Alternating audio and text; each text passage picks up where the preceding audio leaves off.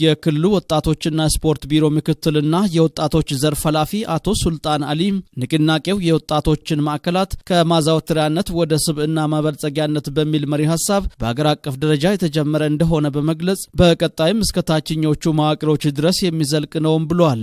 አቶ ሱልጣን አያይዘውም የወጣቱን ክፍል እምቅ ኃይል ለሀገር ግንባታ ለማዋል የሚያስችል ቅድመ ሁኔታዎች መሟላት እንደሚገባም ገልጸው ለዚህም የሚያግዙ የተለያዩ ፖሊሲዎች በሀገር አቀፍ ደረጃ ተቀርጸው ተግባራዊ እየሆኑ ይገኛሉ ብሏል። የወጣቱን እምቅ አቅም ለመጠቀም ደግሞ ለወጣቱ ምቹ ሁኔታ መፍጠር ከመንግስት የሚጠበቅ ግዴታ ነው ማለት ነው።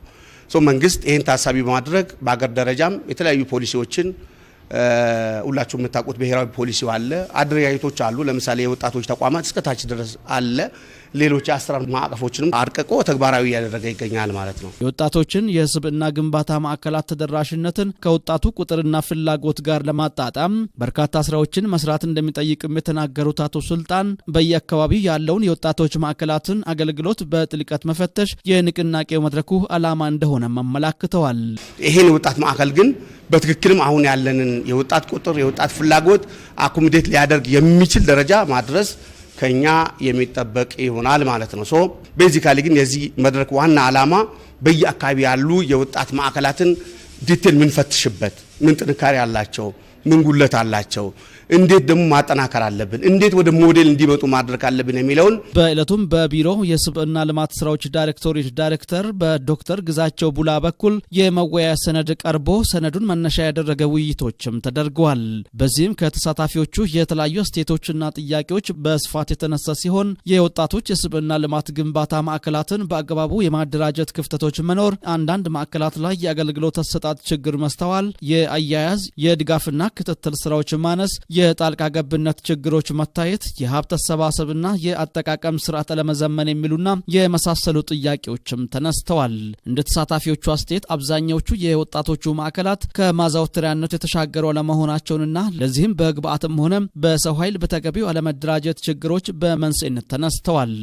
የስብዕና ግንባታ ስልጠና ለመስጠት በተገቢው በግብአት መሟላት መቻል አለባቸው፣ በሰው ኃይል መደራጀት መቻል አለባቸው ማለት ነው። ከወጣቱ ብዛትና ፍልሰት አንጻር ከአካባቢ ከከተማው እድገት ጋር ተያይዞ እጅግ በጣም በቂ አይደለም እንደ ሆሳዕና ከተማ ቢሆንም ግን እንደ መንግስትና እንደ ወጣቶችና ስፖርት ጽሕፈት ቤት ባለን በስድስቱም የከተማ ቀበሌ ባለን እይታ ቦታዎችን ማዘውተሪያ ስፍራዎችን ለማስከበር ጥረት እያደረግን ነው የምንገኘው ማለት ነው። የንቅናቄ መድረኩን የቀጣይ አቅጣጫን በማመላከት ያጠቃለሉት በክልሉ የወጣቶችና ስፖርት ቢሮ በምክትል ቢሮ ኃላፊ ማዕረግ የቢሮ ኃላፊ አማካሪ አቶ አዲስ አለም ሎምበሶና የቢሮ ምክትልና ወጣቶች ዘርፍ ኃላፊ አቶ ሱልጣን አሊ እንደተናገሩት የወጣቶች ማዕከላትን የአገልግሎት አሰጣጥ ማዘመን፣ የይዞታ ማረጋገጫ እንዲኖር ማድረግ፣ የሚስተዋሉ ጣልቃ ገብነቶችን መታገል፣ ሀብት መፍጠር፣ የአያያዝና የአጠቃቀም ስርዓትን ማስተካከል የቀጣይ ጊዜ የትኩረት አቅጣጫ መሆኑንም አረጋግጠዋል።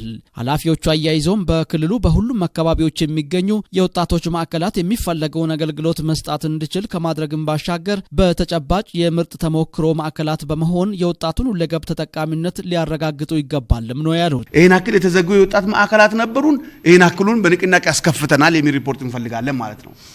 ሌላው ይህን አክል ቁጥር ያለው የወጣቶች ማዕከል ላልተፈለገ ዓላማ ወይም ከታለመላቸው ዓላማ ውጪ አገልግሎት እየሰጡ ነበረ።